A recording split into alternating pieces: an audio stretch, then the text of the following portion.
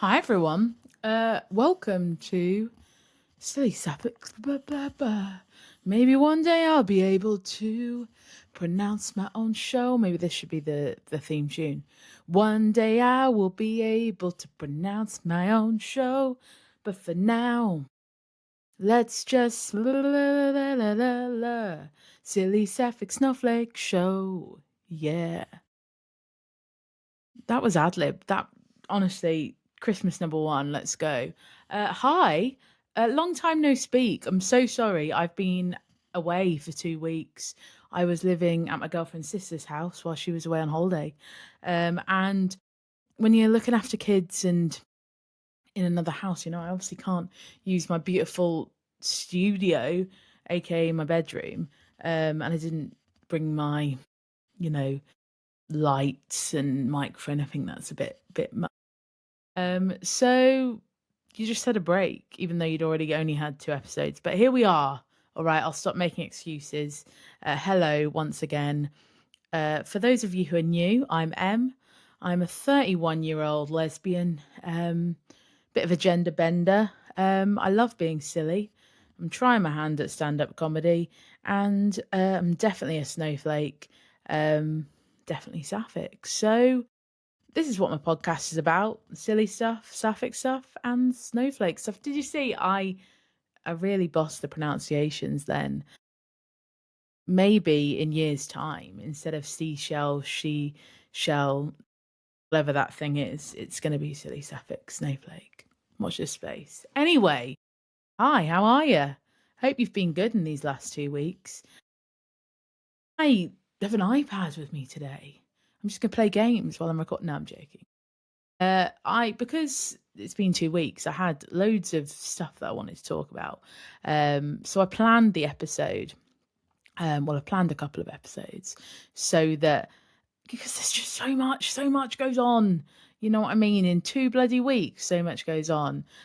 So I wanted to stay on track, on course. So don't mind the iPad. If you are a what's the word audio listener, then it's a yellow iPad. It doesn't belong to me. It's actually my girlfriend's iPad. Thanks, Tasha. And yeah, I'm just gonna be sometimes having a glance at this. So mind your business. But if you're an audio listener, you won't know. So maybe you will know. Maybe my voice will change when I'm looking down at the iPad. I mean, I've not got a script. I've just got pointers. Anyway, I'm going to shut up and get started. I'm actually going to take a sip of my drink. I'm so sorry. Well, I hope this is like ASMR. Hold on.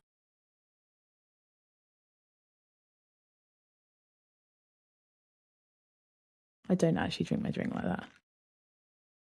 Can you hear the ice? This is my new obsession as of 3 days ago, a dirty chai. I've always wanted to try one. And then one of my friends posted one on their story, Hi Spink. And that is the nicest the dirty chai's looked. I think I've only seen it once or twice, and I looked at that and I thought, I think this is up my street. And I tell you, it bloody well is. So now I'm making my own. Anyway, let's get on with it. So, actually, I'll just keep this on here. For the first bit, obviously, silly. We're going to actually talk about stand up because in about 5 hours' time, I'm going to be stood on a stage doing a bit of stand up comedy. I'm going to be doing my longest set I've ever done, 20 bloody minutes. It's very exciting. My wonderful, wonderful friend Rosie has set up this night. Now, let me talk a little bit about Rosie. Me and Rosie met on a little acting course by a wonderful company here in Liverpool called 20 Stories High. Now, we did this acting course. We just knew we got on. It's, when you know that your brain is as rotten as someone else's and, you're just similar people. But also, we had followed each other on social media before we'd met. So we were like on the first session, we looked at each other like, oh, I know you. Oh, I know you. And then we knew, and that was that. But yeah, so Rosie I remember I'd said to Rosie, and she said to me that we'd both wanted to try stand-up comedy at some point. You know, it was a goal of ours. And probably nearly a year after we did our course, well, not a year, like probably like 7, 8 months. I was about to say 6, 7 months. Anyway, she was like, I've signed up for this stand-up open mic. I was like, for fuck's sake, I'm gonna have to do it now too. So I signed up for it too. We both did it. It was so fun. The audience was pretty much made up of Rosie's friends. I had a few of my friends, but I decided I didn't want to invite my friends because I was worried about it. And then I literally decided to invite them on the night, well, like in the day, and a few still came because my friends are legends. Love you all. But Rosie's friends are fantastic, and they're now my friends too. So they were all very supportive. But yeah, so we did that. That was in the March time. And then Rosie, just being the fucking legend she is, created a thing called, this is another tongue twister, Dope Cult Comedy Club here in Liverpool, and has put on some alternative comedy nights. And it's just been amazing. So I've actually performed at every one that she's done. And this is the kind of biggest one. This is the first one we've been selling tickets to. It's going to be at the Baltic Market tonight. And I'm just so grateful because Rosie's given me this opportunity to try fucking stand up, which is like my dream. So uh shout out to Rosie. That's what I needed to say, because I wouldn't be here doing stand up if it wasn't for Rosie the Fearless. And also, you know, I'll plug a bit of Rosie. Rosie is actually gonna be on the ITV's new show, The Neighbourhood. Fucking legend. Just this girl's gonna go places, and I'm gonna be like holding on to her coattails. Don't know if that's a phrase. Maybe I made that phrase up, but don't judge me. Anyway, so stand up. I think this is the thing with stand up. I always have known I like to make people laugh, and I've known that it's really enjoyable for me. And I know that I can make people laugh just by saying stupid things and observations that I make and blah blah. But the difficult thing is going from just making your mates laugh to standing up on a stage and saying, look, I'm standing here and I'm going to make you laugh because I think I'm funny. You know, it sounds weird, but it just takes a bit more confidence than, you know, when you just make your mates laugh for fun. So it's scary. And as an autistic person, being perceived is a bit daunting. So yeah, it's a scary process, but I'm fucking enjoying it, and I'm so grateful to be able to do it. And I'm gonna try and do more, because obviously I'm so grateful to Rosie for doing the nights that we're doing, but I think I need to go out my comfort zone and, you know, travel to Newcastle and do a random date and see date. I don't mean like a date. I obviously don't mean that. I'm in a happy relationship. I mean stand up open mic, I guess. So if anyone's listening from somewhere other than Liverpool, let me know if there's an open mic near you, and I'll be there, because I just need to get out of my comfort zone and just do this because I love it. I'm not saying that I think this is going to be my career or whatever, but it makes me happy. And for a long time, I just couldn't find anything that made me happy. So, wow, that was deep. And also, for a long time, I didn't really have the confidence to stand outside, like, let alone stand up on a fucking stage and be funny and wear the clothes I want to wear and have the haircut I want to have. Makes me emotional. So, yeah. I was also thinking about the type of comedy I like, because you've got to kind of think of that, like, everyone likes a different type of comedy, and your comedy is not necessarily for everyone. And quite a lot of my comedy is just kind of observations of my life and things that I observe, and then also things that I've done that are funny and whatever. So it's someone might not find that funny. And that's okay. And I was trying to kind of kind of come to the, what's the word? I was trying to discover what my type of comedy is, because I actually am such a giggler. Like, I find so much funny. Like, I'm just a real giggler. Like, I was always told off in school because I find everything funny, like stuff, especially stuff that's not meant to be funny. Now, that's why Last One Laughing is one of the funniest shows ever, because watching people try not to laugh, that was my childhood in lessons. Like, well, especially when they started talking about something really serious, that's when you can't do it. That's when you really can't. But I think, yeah, my kind of favorite comedy, physical, childish comedy. Um, I used to watch the Two Ronnies. So funny, just so childish. Um, I love Maisie Adams. She does a football podcast. Oh my god, I can't remember the name of the other comedian who does it. Oh my god, I love her as well. I can't think what the name of her. Anyway, she does a football podcast called Big Kick Energy, and yeah, she she said this joke the other day, and it wasn't even. This is the thing, like, that is a football podcast, and they're talking about football, and I'm listening to it because I love women's football, but I'm also pissing myself because it's actually so funny. Like, she said something like, "Oh, in the sixth, seventh minute," and then she said, "Oh, I may as well have just said the skibbity toilet minute or something like that," and that just proper tickled me. Like, the type of tickle where you rewind it and watch it again. I just love it. Chloe Petts as well. That's probably my favorite comedian at the moment.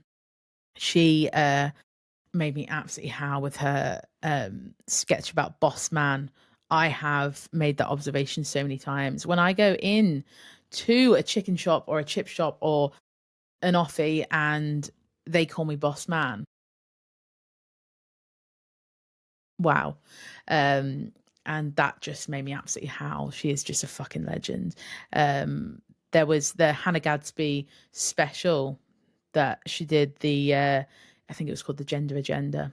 Fantastic. If you're looking for a queer comedy special to see, then get on that.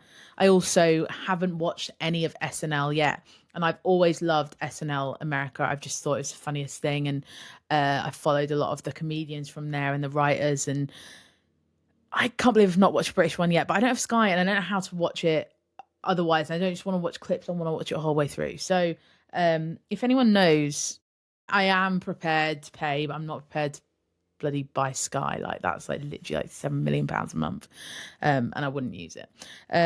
So yeah, what else did I want to speak about? Yeah, but I think the one thing is, I do like to watch a lot of comedy, but I am the worst at comparing myself and being like, oh, she's funnier than me, she's hotter than me, she's cooler than me, she's whatever. And also, I'm very new to this, so I just need to nip it in the bud and think, shut up, like, you're doing what you're doing, and that's okay. Even with this, like, I was speaking to my barber today, and I've got a new barber. Great person. Literally met her today. Her name's Annie. Swanky Malone's in Liverpool, if you're in Liverpool. But I was just saying to her about, she'd asked me if I did any like podcasting or whatever. And I said I just got to the point where I'd made my own podcast. I thought, I'm not going to wait for someone to want to do one with me or for an opportunity to arise. I just want to do it for myself. And if I've got 3 people listening or 10 people listening, I don't care. I do it because I like to do it. And that's that. And, I hadn't really said that out loud before. And I was like, it's just so true though. It really doesn't matter. And I've just not got to compare myself to people because I'm on my own journey, girl. So yeah, anyway, my next topic obviously will go into the sapphic. So currently it's the 21st of April. However, if you didn't know, the 1st of April is April Fool's Day. Now, some influencers, I don't follow them personally, but I've seen them about, called Ali and G, 2 straight females. They made this really hilarious, funny joke saying that they were in a relationship and made this whole like, you know, what's it called? Joke about it, and then people obviously didn't take it as a joke. It's like, oh yeah, good one. What? And so they did this apology, right? And it was like, what did they say in it? I've written it down. It says, any tips on how to do better jokes next time? Ha ha ha. Like, it was literally the most like unserious apology. Like, you don't actually care. You just don't like that people have called you out. So you feel like you have to say something so that, you know, you don't look like more of a dick. I don't know. It just feels like to me that straight people are sometimes so far removed from. Oh, my light just made a noise. From like actual queer culture themselves, but they see themselves as an ally because they've got a gay friend or something, but they don't actually understand what it is to be a queer person. They don't understand the things that queer people go through on a daily basis. They don't understand anything really apart from, oh, my gay best friend, he thinks I'm so fashionable, and oh my god, I love my gay best friend. Like, I don't know, it really does wind me up. It's like the classic, when someone be like, well, I'm not racist, my neighbour's black. Like, your neighbour being black doesn't mean you're not racist. Like, you can't just say, oh, I've got this person in my life, that means I'm not this. And it's bloody tiring, and it's like, I find that even when people do accept us, they want to put us in a box. Like, they want to go, oh, you're a lesbian, you must love football. Oh, you're a lesbian. I do love football, but that's not the point. Oh, you're a lesbian, you must do this. They don't actually know about these things, and they don't bother to understand these things. They just want to put you in a box. Like, I'd heard someone say, um, they'd made a comment about two women having a baby, and they were like, "Oh, but why is the more what was it? Oh, I don't understand why the more masculine one is carrying the child." And it's like, what?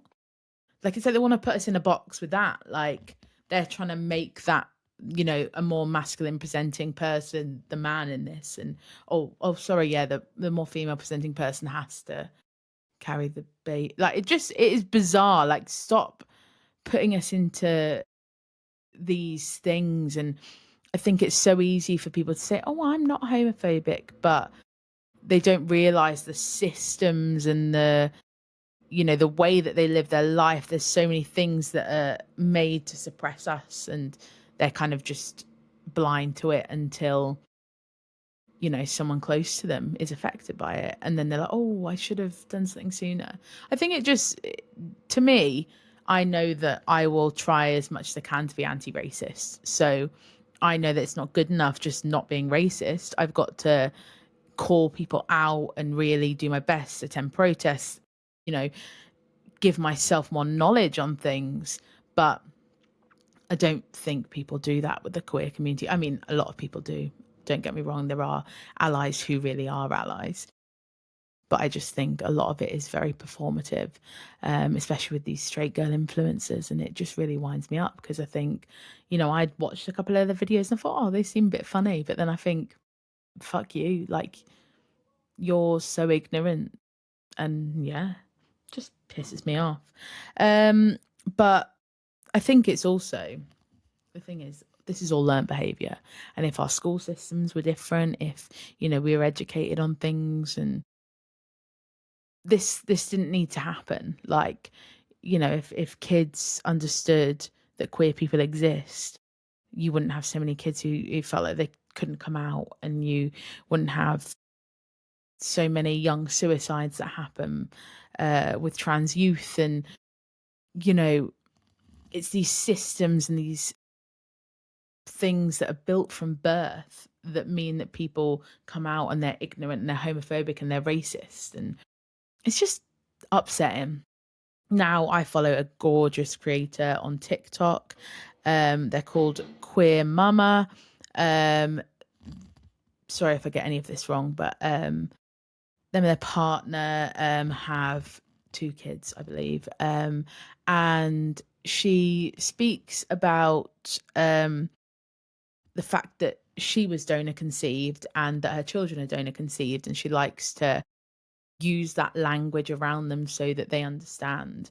And she also talks about books that refer to donor conceived children, and queer books and books that educate children. It just, if you are in our community and you want some more, or even not in our community, you want some more education on queer parenting, and kind of the differences, go and follow her, because she's got some really amazing and really informative videos.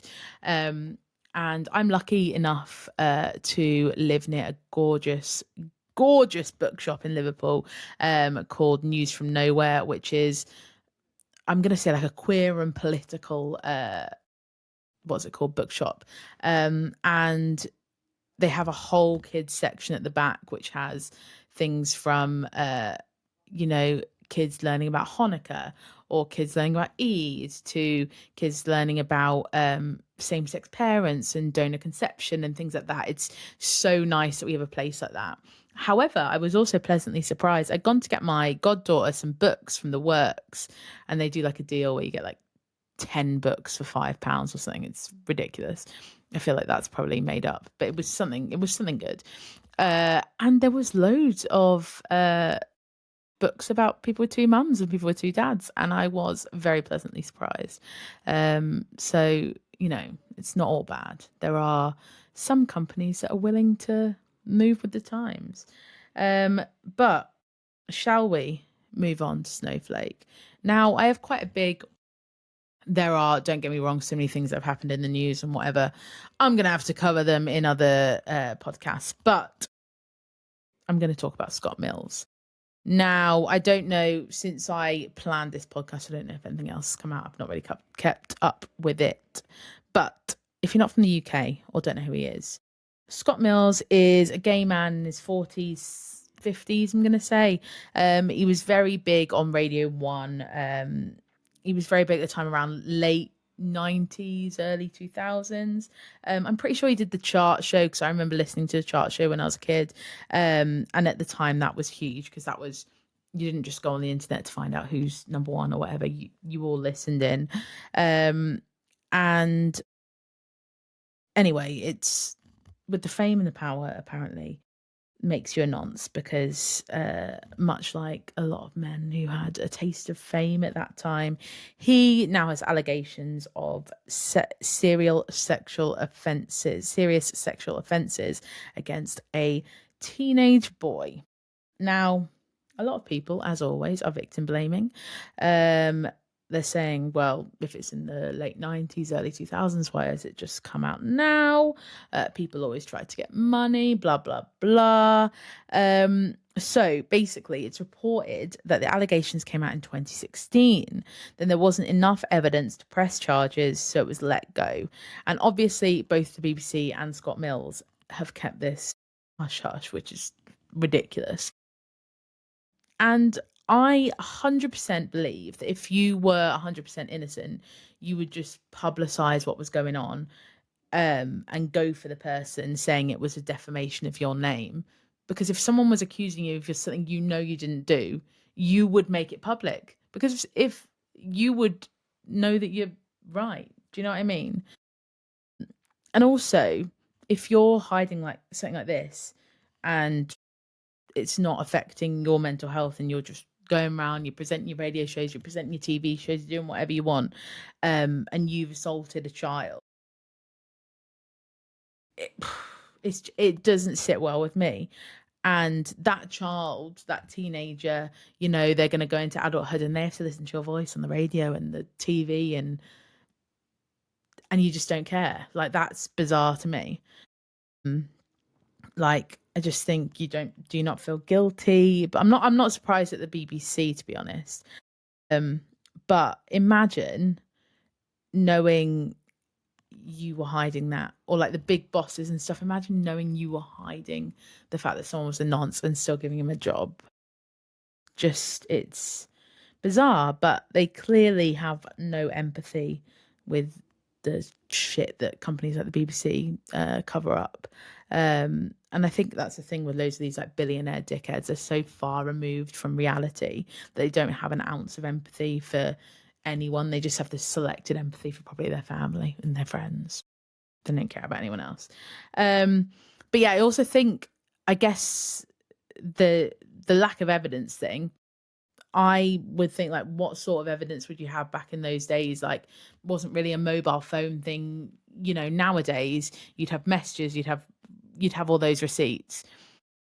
There would be so many other ways to cover things up back then, and he would have been clever about it. If he was being a nonce, he'd have probably been smart about it. Like, so of course there's no evidence, but I just think it's ridiculous that that means that there's no real case. But I just hate the rhetoric when people will stick up for these celebrities and be like, oh, they're a nice person. They seem like a nice person, but like clearly not.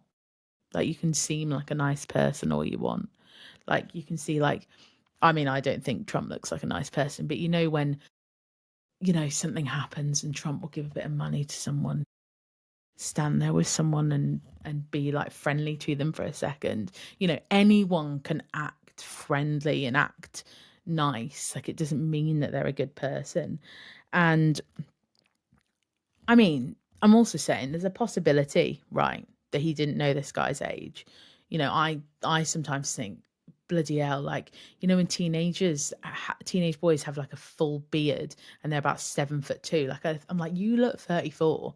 Obviously, I don't mean it in that way, but I just mean, back in those days, maybe he couldn't have done as much. Like, now you can look on someone's Facebook, you can check, blah, blah, blah, whatever. Say that then came out that he was a teenager, you would then, the second allegations say, I didn't know, you come out with it, you wouldn't be so secretive unless you knew and were doing something wrong, I believe. Because at the end of the day, if you didn't know, you didn't know. And if he was genuinely covering it and saying, I'm this age, he's probably not going to say, can you give me your ID? Do you know what I mean? So I get it in that sense, but then I don't get that you wouldn't just come out with it. If that was what happened, then, and like, surely he would have still, if he was like 15 or 16, he'd have still been in school. Like, surely you'd know if he's turning up to yours in school uniform. I don't know. It's fucking horrible. And the fact that he's just hidden it, it's grim. But I just don't think he's a good guy. But I also think, fucking hell, there's people like Donald Trump who's literally allowed to run a country and we're still not doing anything about it. So, Scott Mills is a small raindrop on this big, like, rain cloud of disgusting men. And also now 62 million men in February logged into an online rape academy. That's pretty much the worst thing I've ever heard. When I saw that headline, you see these headlines and, people with critical thinking skills want to learn more because they know that there is clickbait. However, when researching it, this website called Motherless, it is vile. And it's these systems that we're building to which men think they have power over women. There's so many small things and stereotypes, and people think, oh, it's not a big deal, but these small things build up. And that's when men think that they can do things like this. And I think that's why misogyny at any level needs to be spoken up for. And that's why I also think misogyny should 100% be a hate crime. I've said that before, but it's true. It's disgusting. And I saw some rhetoric. I'm pretty sure it was like from one of the Tate brothers or something. I can't remember, but it was about all this. And it was saying that people who've just visited the website can't be prosecuted, or they can't, there's nothing wrong with it because they haven't actually done it. If you are going online to an academy that teaches you how to rape, you are a problem. That is not okay. Watching videos of people getting raped and having eye checks to check that they're out of it before they're being... The visiting of the site is as problematic as the posting on it, I believe. And I hope that they find a way of finding all the people who've visited that site and prosecuting them and them losing them their jobs, because it's fucking vile and it's scary and it's the world we live in. But I don't want to end on a horrible note. I want to end on the note that if you really, really hate the world we're living in, you have a voice. Even if it's just educating the 4 people you work with, if it's talking to your parents about something they believe in that you think's wrong, having these conversations is so important. And I believe I've probably spoken about this podcast before, because it really is my favorite. It's called The Necessary Conversation, and they speak. So it's, if I haven't explained it before, 2 left-wing brother and sister, and then they have conversations with their 2 right-wing MAGA lunatic parents. And it's about having those conversations. I mean, a lot of it, they're very much brainwashed by Donald Trump, but a lot of people you can win over. I know that in my work, I try and educate people as much as I can, whether it's about trans rights, whether it's about, things that are going on in current affairs, because some people miss it, and that's okay. But have these conversations, educate, because I believe we can change the world. There are so many horrible things that happen in the world, but there is also so much good.